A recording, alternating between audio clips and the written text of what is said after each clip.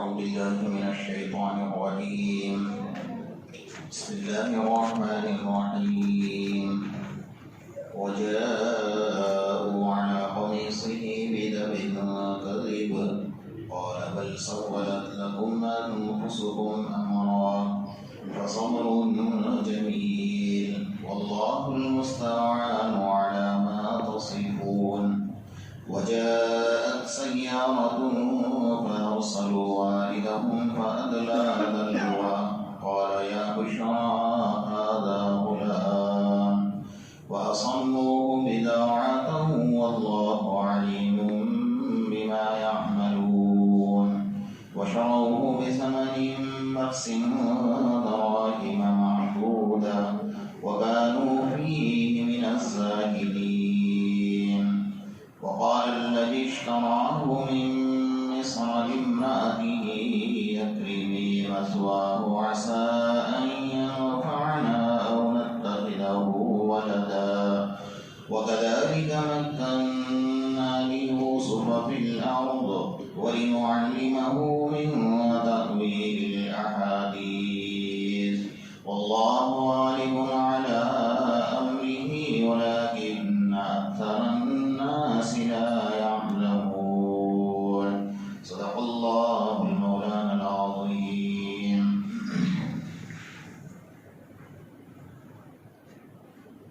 گزشتہ کل آپ حضرات کے سامنے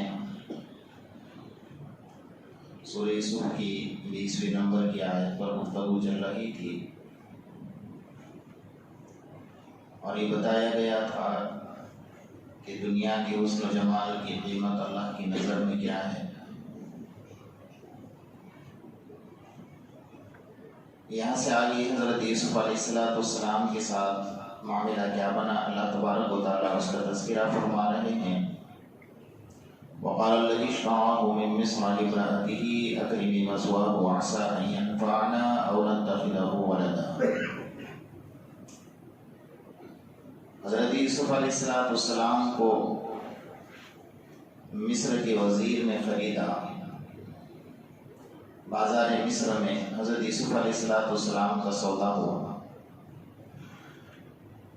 دیکھنے میں بڑے حسین جمیل اور خوبصورت تھے اور انبیاء کرام بڑے حسین جمیل اور خوبصورت ہوتے ہیں، اس میں کوئی عیب نہیں ہوتا ہے. حضرت یوسف علیہ السلام کا معاملہ کچھ اور ہی تھا.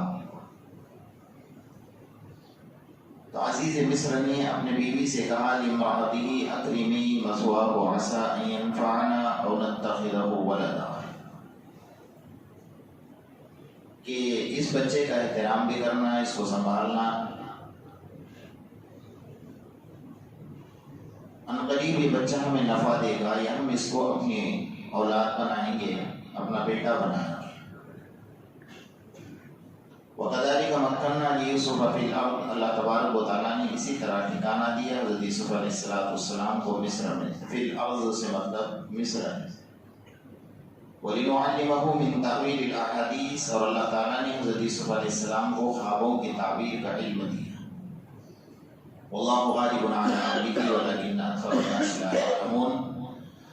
ہر معاملے پر اللہ تبارک و تعالیٰ کا غلبہ ہے، حکمرانی اللہ کی چلتی ہے، لیکن لوگ اس کو جانتے نہیں ہیں. یعنی حضرت یوسف علیہ السلام نے سوچا نہیں تھا کہ کہاں مجھے کنویں میں ڈالا گیا اور میرا سودا ایک قافلے کے ساتھ ہوا، اس قافلے نے لا کر مصر کے بازار میں بیچا. تو کون سوچ سکتا تھا کہ میں بادشاہ کے گھر میں رہوں گا اور بادشاہ کے یہاں پلوں گا اور بڑے بڑے محل کے اندر رہوں گا. لیکن اللہ فرماتے ہیں واللہ غالب علی امرہ، تمہارے معاملات الگ ہوتے ہیں، اللہ کا معاملہ الگ ہوتا ہے. یہاں پر ایک نقطے کی بات ہے کہ اللہ تعالیٰ نے حضرت یوسف علیہ السلام کی پرورش عزیز مصر کے محل میں فرمائی. اللہ خود چاہتے تھے کیونکہ حضرت یوسف علیہ السلام کو آگے بڑھانا تھا، اور جس کے احسان میں انسان پلتا ہے وہاں سے اس کا جذبہ شکر اور وفا کا جذبہ اس کے اندر پیدا ہوتا ہے. حضرت یوسف علیہ السلام عزیز مصر کے پاس تھے اور پلے اور آگے بڑھے. یہاں ایک نقطے کی بات دوسری یہ ہے کہ ایک بچہ یہ ہے جو حضرت یوسف علیہ السلام جس کو عزیز مصر نے پالا ہے، بیٹا بنایا، اور ایک بچہ وہ تھا حضرت موسیٰ علیہ السلام جس کو حضرت آسیہ نے پالا تھا۔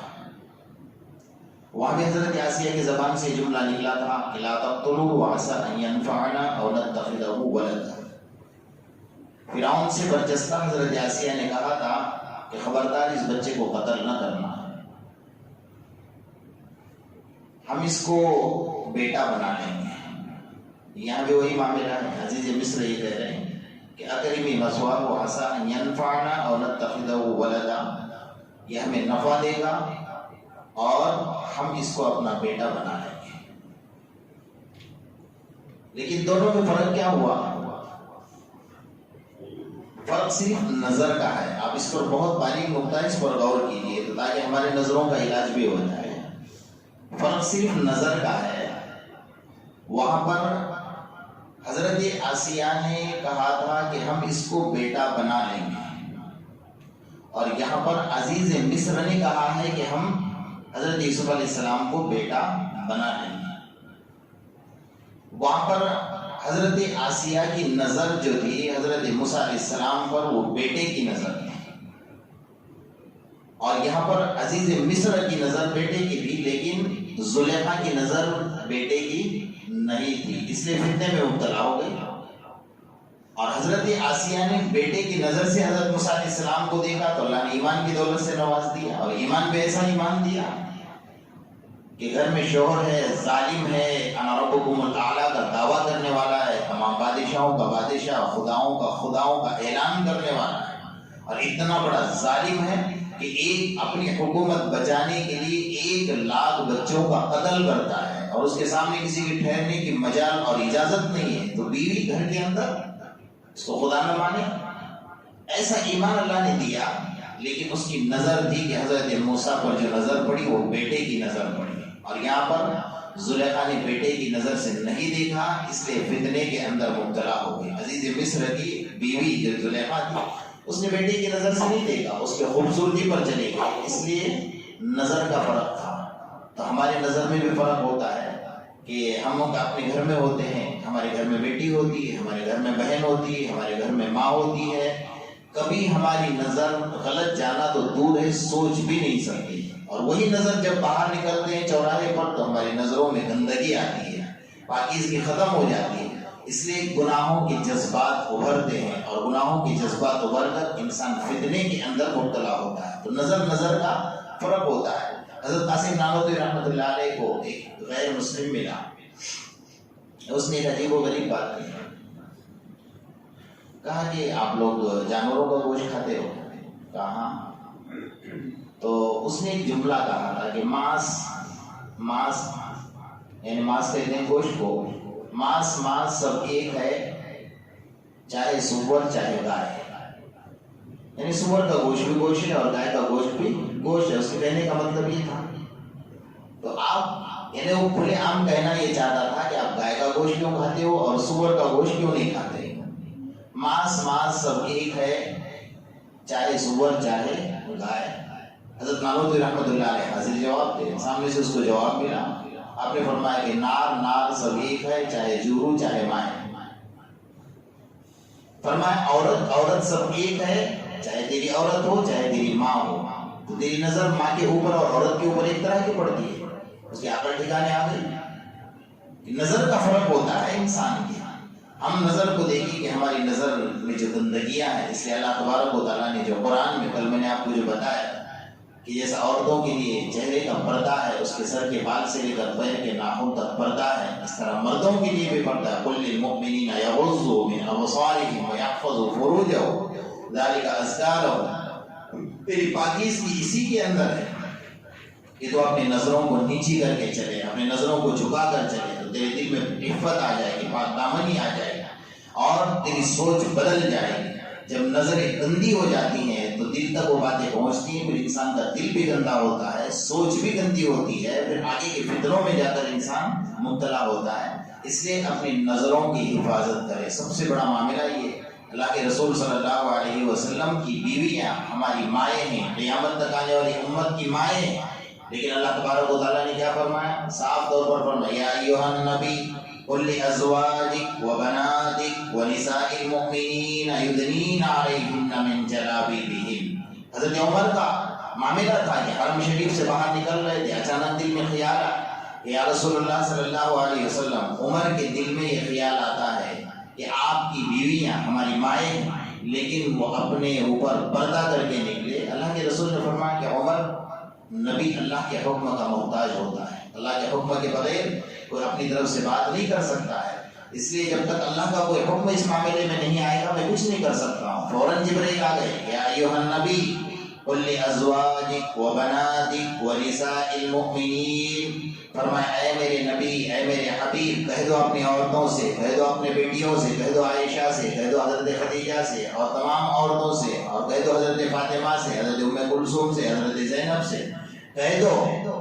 اور اس کے بعد فرمایا ونساء المؤمنین، سارے مومن عورتوں کو کہہ دو کہ یدنین علیہن من جلابیبہن، کہ وہ پردہ اور گھونگھٹ اوڑھ کر نکلے تاکہ ان کے بدن پر کسی کی نظر نہ پڑے۔ حضرت فاطمہ رضی اللہ تعالیٰ عنہ نے وہ اپنی عزت کو سنبھالا ہے، وہ اپنے آپ کو سنبھالا ہے کہ حضرت فاطمہ دنیا میں تو ٹھیک ہے لیکن وفات سے پہلے وصیت کر کے چلے گئے۔ حضرت علی کو کہا کہ میرا انتقال ہو جائے، میرا جنازہ رات کے اندھیرے میں نکالنا تاکہ میرے جنازے پر اجنبی مرد کی نظر نہ پڑنے پائے، اور میرے جنازے میں زیادہ لوگوں کو شریک نہ کرنا، علی تم ہو اور ساتھ میں جو ہمارے محرم ہیں وہ رہیں گے۔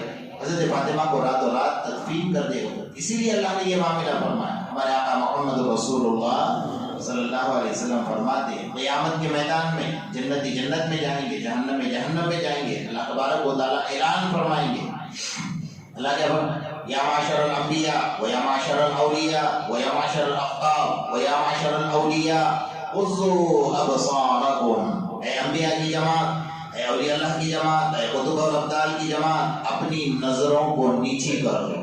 سوچ میں پڑ جائیں گے، یہ جنت ہے، جنت میں نظر نیچی کرنے کا کام مکمل ہے، یہاں تو آزادی ہے۔ ما تشتہی انفسکم وتلذ الاعین، اللہ نے قرآن میں فرمایا کہ جو کرنا چاہے آپ جنت میں کھاؤ، مزے اڑاؤ۔ اب یہاں سارے مزے ہی مزے، دنیا کی لذتیں تمہاری ختم ہو گئی، تم نے دنیا کی لذتوں کو آخرت کے لیے برباد کر دیا تھا، چھوڑ دیا تھا، میں نے یہاں ساری لذتیں تمہیں عطا فرمائی۔ تو اللہ تبارک و تعالیٰ فرمایا یہاں نظریں نیچی کرنے کا مطلب کیا ہوتا ہے؟ سب کے دل میں ایک شک شبہ ہوگا، تو اللہ کی طرف سے آواز آئے گی اپنی نظروں کو نیچی کرو، اس لیے کہ میرے فاطمہ کا گزر یہاں سے ہونے والا ہے۔ اللہ اکبر۔ وہ حضرت فاطمہ نے اپنے آپ کو سنبھالا تھا، انہوں نے اپنے آپ کی حفاظت کی، اور اتنی حضرت فاطمہ رضی اللہ تعالیٰ عنہ اتنی لطیفانہ انداز میں چلتی تھی کہ جس کا کوئی کسی کو احساس نہیں ہوتا تھا، اتنی باریک بینی والی تھی۔ مجھے سب میں ایک بات یاد آ رہی تھی کہ نظروں کا فرق کیا ہوتا ہے، دیکھنے کا فرق کیا ہوتا ہے۔ ہم سب کے آقا محمد رسول اللہ صلی اللہ تعالیٰ علیہ وسلم ایک دن اچانک موڑ بنا کہ چلو علی کے گھر چلتے ہیں۔ حضرت علی رضی اللہ تعالیٰ کے گھر نکل گئے، آپ صلی اللہ علیہ وسلم پہنچے تو تھوڑی دیر کے بعد حضرت ابوبکر کا آنا ہوا۔ یعنی عجیب سا ماحول تھا، اللہ کے رسول صلی اللہ علیہ وسلم کے ساتھ صحابہ کرام کا جو ایک لگاؤ تھا نا، کہ ایک سیکنڈ اور ایک منٹ کے لیے اللہ کے رسول کو چھوڑنا نہیں چاہتے تھے۔ کبھی کبھی اللہ کو منع کرنا پڑتا ہے، جاؤ میرے نبی کو آرام کرنے کا تقاضا ہے، جبرائیل کو بھیجا کرتے ہیں، کیونکہ صحابہ کا معاملہ ہے کہ ہم نبی سے جدا ہو ہی نہیں سکتے۔ ان کے دل میں جو جذبہ اور محبت بھری تھی، اللہ کرے کہ ہمارے دل میں بھی وہ نبی کی محبت اللہ کا فرمائے۔ تو حضرت ابوبکر صدیق رضی اللہ تعالیٰ عنہ پہنچے، تھوڑی دیر کے بعد حضرت عمر بھی پہنچ گئے، اس کے بعد حضرت عثمان بھی پہنچ گئے، تو پھر چاروں خلفاء آ گئے۔ حضرت علی کے گھر میں تو بیٹھے ہی تھے۔ حضرت علی بڑے خوش ہو گئے کہ آقا نامدار محمد رسول اللہ صلی اللہ علیہ وسلم میرے گھر تشریف لائے۔ حضرت ابوبکر آئے، حضرت عمر آئے، حضرت عثمان آ گئے۔ اس سے مقدس ترین کون ہو سکتا ہے اس سرزمین کے اوپر؟ حضرت علی کی خوشی سما نہیں رہی تھی، لیکن گھر میں کچھ تھا نہیں۔ اللہ کے رسول کے سامنے کیا پیش کرو گا؟ ایک عمدہ تشت تھا، کانچ کا تشت تھا، اس تشت کے اندر اپنے شہد پیش کی اللہ کے رسول صلی اللہ علیہ وسلم کے۔ اب دیکھیے نظر کا فرق تھا، اللہ کے رسول صلی اللہ علیہ وسلم کے سامنے تشت، اس لیے علماء نے لکھا ہے کوئی مہمان اگر آئے نا گھر میں تو اس کو پانی پلاؤ، چائے پلاؤ، تاکہ مہمان کو یہ پتہ چلے کہ میں آیا ہوں تو کسی حیوان کے نہیں آیا، انسان کے آیا ہوں، میری مہمان نوازی ہو رہی، میرے آنے سے یہ خوش ہے کہ ناراض ہے۔ ہم تو مہمانوں کو دیکھ کر گلی کاٹ لیتے ہیں، راستہ کاٹ لیتے ہیں کہ جتنی ادھر سے نکل جائے گا۔ آج کل کے مہمان بھی ایسے ہوتے ہیں ماشاء اللہ، آتے تو اعتکاف کی نیت کر کے بیٹھ جاتے ہیں، ہٹنے کا سوال ہی پیدا نہیں ہوتا۔ اچھا کھانا مل رہا ہے، آرام مل رہا ہے، کھاؤ پیو آرام کرو، نہیں، اسلام نے طریقہ سکھایا، پہلے دن بریانی کھلا، دوسرے دن دال روٹی کھلا، اور تیسرے دن مرچی روٹی کھلا اس کو۔ 3 دن کی مہمان نوازی روانہ کرو تو ختم ہو گئی بات، جو صحیح طریقہ وہی ہے۔ لیکن ماحول بڑا عجیب ہے۔ بہرحال اب اتنا مقدس ترین مجمع تھا کہ خود آقا نامدار محمد رسول اللہ صلی اللہ علیہ وسلم حضرت علی نے شہد ایک دشت کے اندر پیش کیا۔ اللہ کے رسول نے بہت باریک نظر سے دیکھا تو آپ مسکرائے، کہا ابو بکر؟ فرمایا جی اللہ کے رسول صلی اللہ علیہ وسلم۔ یا رسول اللہ، فرمایا دیکھو یہ دشت کتنا عمدہ ہے اور اس کے اندر شہد ہے، لیکن اس میں ایک باریک سا بال نظر آ رہا ہے، اس میں کچھ حکمت نظر آتی ہے آپ کو؟ ہمارے یہاں بال نکل جائے تو بیوی پر وبال، اس میں حکمت کیا نظر آنی ہے جی؟ ہماری حکمتیں پھر بہت اونچی چلی جاتی ہیں۔ یہاں اللہ کے رسول صلی اللہ علیہ وسلم اس کے اندر یعنی برائیوں میں سے اچھائیاں نکالنا سیکھو، اپنی نظروں کو پاکیزہ کرو۔ اللہ کے رسول صلی اللہ علیہ وسلم فرمایا ابو بکر دیکھو دشت کتنا عمدہ ہے، اس میں شہد ہے میٹھا، اور اس کے اندر ایک باریک سا بال نظر آ رہا ہے، تو اس میں کچھ حکمت نظر آتی ہے آپ کو؟ حضرت ابو بکر نے فرمایا جی اللہ کے رسول مجھے حکمت نظر ہے۔ فرمایا کیا؟ فرمایا مومن کا دل اس دشت سے زیادہ عمدہ ہے۔ اس بات کو دھیان رکھیے اچھے طریقے، مومن کا دل اس دشت سے زیادہ عمدہ ہے، اور مومن کے دل کے اندر ایمان شہد سے زیادہ شیریں ہے، اور ایمان کو مردے دم تک بچائے رکھنا یہ بال سے زیادہ باریک ہے۔ ایسی حکمت نکالنے اندر سے جی۔ اللہ کے رسول صلی اللہ علیہ وسلم نے عمر سے پوچھا عمر تمہیں کوئی حکمت نظر آ رہی ہے، اس میں کوئی مصلحت نظر آتی ہے؟ حضرت عمر رضی اللہ، یہ اللہ کے رسول مجھے بھی کچھ نظر آ رہا ہے۔ فرمایا کیا؟ فرمایا حکمران دشت سے زیادہ عمدہ ہے، حکمرانی یعنی حکومت کرنا شہد سے زیادہ شیریں ہے، لیکن اپنی خواہشات چھوڑ کر، اپنی منمانی چھوڑ کر عدل و انصاف کو قائم کرنا یہ بال سے زیادہ باریک ہے۔ جیسا آج کل ہو رہا ہے، دیکھ رہے ہیں، سب کی چھوڑ کر اپنے من کی چلاؤ، کسی کی نہ سنو اپنے من کی بات سناؤ، یہی ہو رہا ہے، یعنی کسی کی مت سنو اپنی منمانی چلاؤ۔ حضرت عمر نے فرمایا نہیں، حکمران دشت سے زیادہ عمدہ ہے، حکمرانی شہد سے زیادہ میٹھی ہے، لیکن اپنی مرضی کو چھوڑ کر اللہ کے عدل و انصاف کو قائم کرنا یہ بال سے زیادہ باریک ہے۔ جب انسان بڑا بنتا ہے نا تو پھر اس کو یہ کہ میں جو بولوں وہی ہونا چاہیے، خدا بن گیا، خدائی کا دعویٰ نہیں، جو میرا اللہ کرے گا وہ میں کروں گا، اس کا نام اصل ہوتا ہے۔ بہرحال اللہ کے رسول صلی اللہ علیہ وسلم نے حضرت عثمان سے پوچھا عثمان تمہیں کچھ نظر آتا ہے؟ فرمایا جی اللہ کے رسول۔ فرمایا کیا؟ فرمایا علم دین دشت سے زیادہ عمدہ ہے، علم کا حاصل کرنا بال سے زیادہ باریک، یہ علم کا حاصل کرنا شہد سے زیادہ شیریں ہے، اور علم پر عمل کرنا یہ بال سے زیادہ باریک ہے۔ ان کی حکمتوں پر نظر کر دیجیے، ان کی نظریں کیا تھی اور ان کی سوچ کیا تھی، اور ہماری سوچ کیا ہے، ہماری سوچ کہاں پہنچتی ہے۔ حضرت علی رضی اللہ تعالیٰ سے پوچھا اللہ کے رسول صلی اللہ علیہ وسلم نے کہ علی تم بھی تو بتاؤ، جب ہم تمہارے گھر میں بیٹھے ہیں، تم نے دشت دیا ہے، تم نے شہد دیا ہے، تو آپ کے نظر میں کوئی حکمت نظر آتی ہے؟ فرمایا جی اللہ کے رسول صلی اللہ علیہ وسلم۔ حضرت علی نے تو اپنا مطلب نکال دیا، اور ان کا مطلب اللہ کے مطلب کے ساتھ ہوتا تھا، ان کا مقصد اللہ کے مقصد کے ساتھ ہوتا۔ حضرت علی نے کیا فرمایا کہ مہمان دشت سے زیادہ عمدہ ہیں، اور مہمان نوازی کرنا شہد سے زیادہ شیریں ہے، لیکن مہمان کا دل خوش کر کے روانہ کرنا یہ بال سے زیادہ باریک ہے۔ حضرت علی نے اپنا معاملہ نکالا، میرے گھر میں جو مہمان ہیں بڑے حکمت اور مصلحت کے ساتھ بات، ابھی بات چل رہی تھی کہ حضرت فاطمہ رضی اللہ تعالیٰ عنہ آ گئے، اللہ کے رسول نے فرمایا فاطمہ یہاں ہو بیٹا، فرمایا دیکھو یہ بات چل رہی ہے، تم نے ہمارے سامنے حضرت علی نے شہد پیش کیا ہے اور دشت بڑا عمدہ ہے، سب نے اپنے اپنی حکمتیں بیان کری، تمہیں کچھ نظر آتا ہے اس کے اندر؟ حضرت فاطمہ بڑی ہوشیار تھی، بڑی شانی تھی، فرمایا کہ اللہ کے رسول صلی اللہ علیہ وسلم۔ فرمایا کیا؟ فرمایا عورت کے چہرے پر نقاب، عورت کے چہرے پر پردہ دشت سے زیادہ عمدہ ہے، عورت کی عفت اور حیا کو سنبھالنا یہ شہد سے زیادہ میٹھا ہے، لیکن عورت کو اپنے آپ کو غیر مردوں کی نظر سے بچائے رکھنا یہ بال سے زیادہ باریک ہے. حضرت فاطمہ کو یعنی ہر ایک اپنے اپنی حکمت بیان کر رہا ہے. ہم سوچ سکتے ہیں کہ ان کی نظریں کیا ہے. ابھی بات چل رہی تھی کہ دروازہ کھٹکھٹانے کی آواز ہے.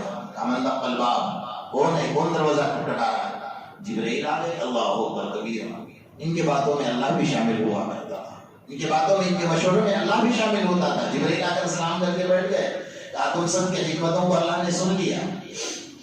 اچھا اللہ کے رسول صلی اللہ علیہ وسلم نے خود نے اپنا بیان فرمایا. جب صحابہ کرام کی ہمت نہیں تھی چاروں خلفاء کی کہ اللہ کے رسول آپ بھی تو بتائیں حکمت مصلحت کیا ہے، لیکن اللہ کے رسول نے سامنے سے بتا دیا. فرمایا اللہ کا دین تشت سے زیادہ عمدہ ہے، اللہ کی معرفت شہد سے زیادہ شیریں ہے، لیکن کسی کو اگر اللہ کی معرفت مل جائے اس کو اپنے دل میں مرتے دم تک چھپائے رکھنا یہ بال سے زیادہ باریک ہے. جیسے ہم لوگ خواب بھی دیکھتے ہیں نا، وہ تو سب محلے میں ہو جاتا ہے کہ آج اس نے اللہ کے رسول کو خواب میں دیکھا، جی آج اس نے حضرت ابوبکر کو دیکھا، آج اس نے حضرت عمر کو دیکھا، آج اس نے حضرت علی کو دیکھا.